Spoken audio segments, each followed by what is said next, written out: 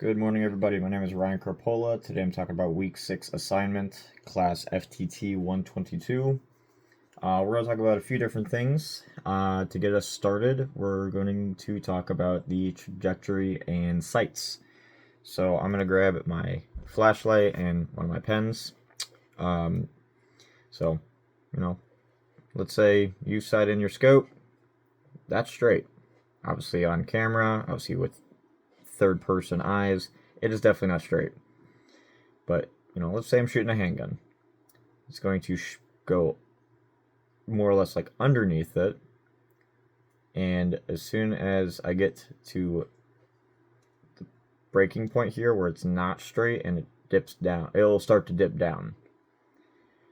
With a rifle cartridge, obviously, let's say 300 yards or something like that, obviously we're going to be more above it, because obviously for farther distance you're going to aim higher anyways, or sight it in for what you want, or the range you're wanting to shoot it at.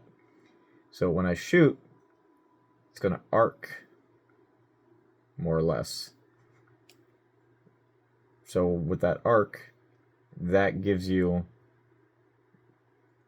well, your trajectory and the sights, because obviously to my eyes that's straight. Obviously it's not. But when I shoot with a rifle round, it's arcing the round. Gyroscopic drift.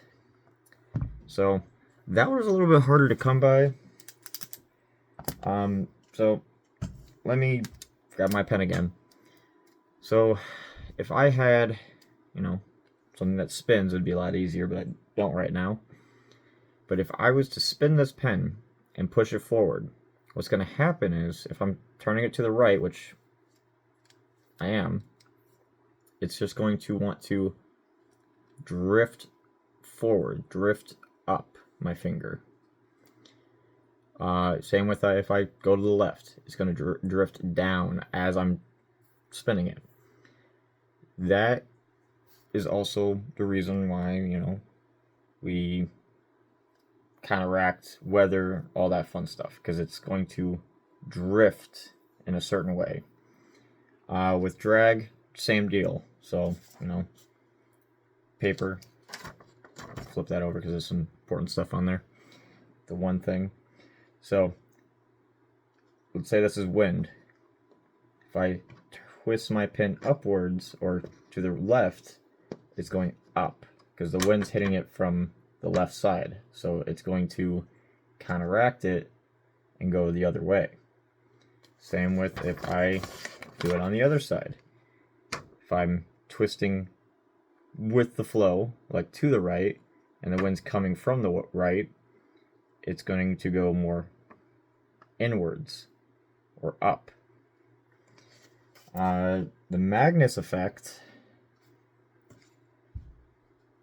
is a little mini humidifier. So let's say north, south, world. If I start here, or if I shoot here, it's going with the rotation of the world, of course, or Earth. That also goes with the I can't speak today apparently.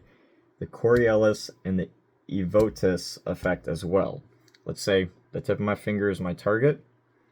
I'm shooting from, north. And with the rotation of the Earth and my target, like I could be straight on, but with the rotation of everything, I'm going to be under. That is the Evotus effect. The Coriolis effect, pretty much same thing. Don't matter where I'm at in the world. If I'm south, the target will still move in the south.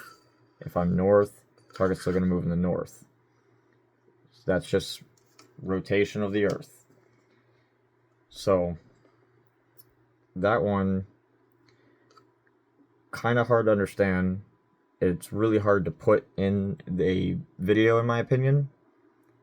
But tons and tons of details and effects. The that I did see online and trying to mush them all together. But overall,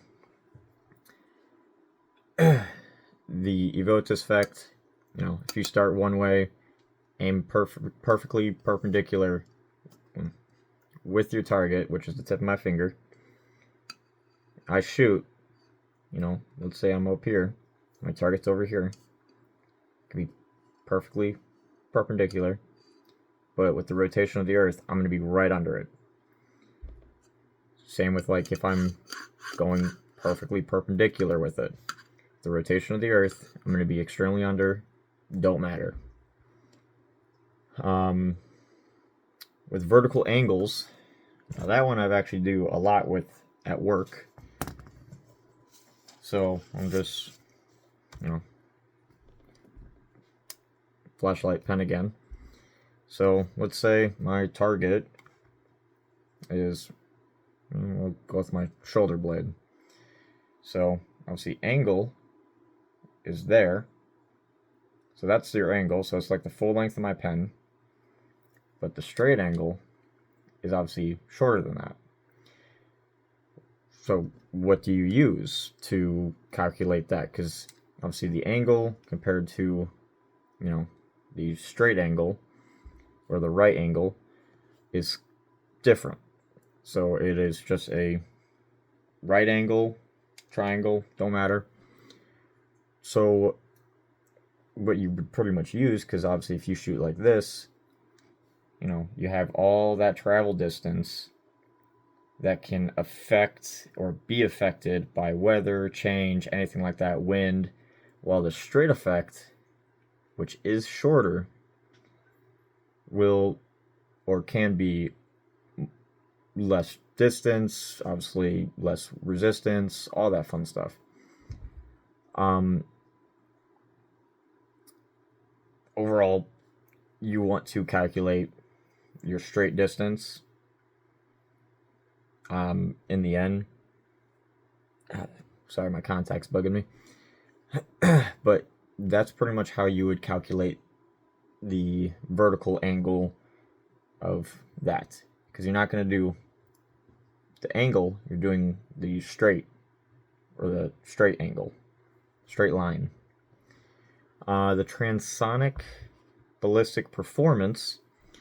So I actually know this one a little bit. So obviously if you shoot a far distance, over time, if the round is balanced enough, it's turning, and if it's balanced, it'll straighten back out and go back to where it needs. It will affect the ballistics. Sorry, my cat's being annoying. It will affect the ballistics slightly and the performance a little bit. But if it's not balanced correctly, it goes turn, and has a chance to almost go sideways or whatever way. So there are ways to be affected by the transonic ballistics performance. Obviously, you don't want that. You want that. So obviously a well-balanced bullet goes a long way. Besides that, I hope you guys have a great rest of your day. Crazy cat. And you guys have a wonderful rest of your day.